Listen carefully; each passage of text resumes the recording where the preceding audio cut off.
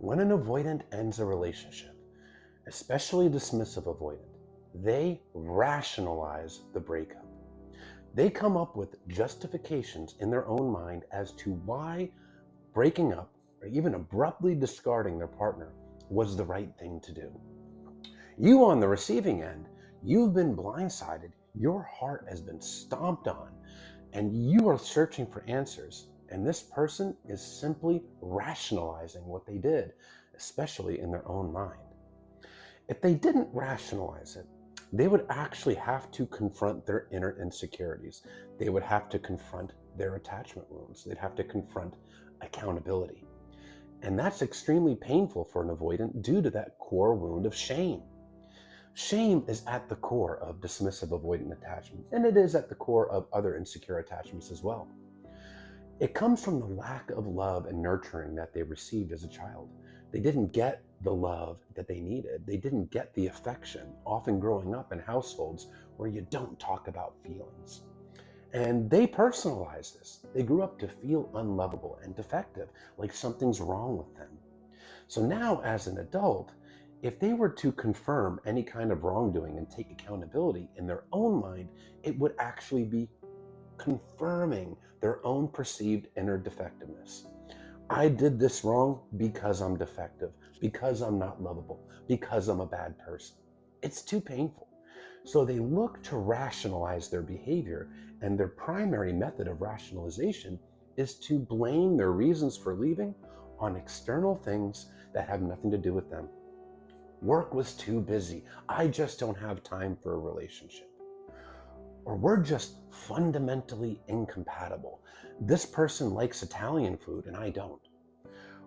This person likes horror movies and I prefer dramas. Very shallow things, but differences that they can pinpoint to say, well, we're incompatible. This justifies me leaving the relationship. This is why I had to leave. Or just blame altogether of the person that just got crushed. They were too needy. They just needed too much.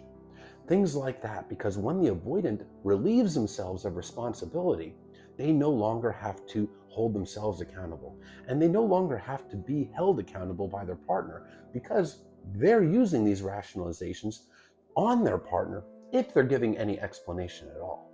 But they justify it in their own mind. It's for the better. I'm actually doing this as a favor to this person because I'm not able to give them what they need.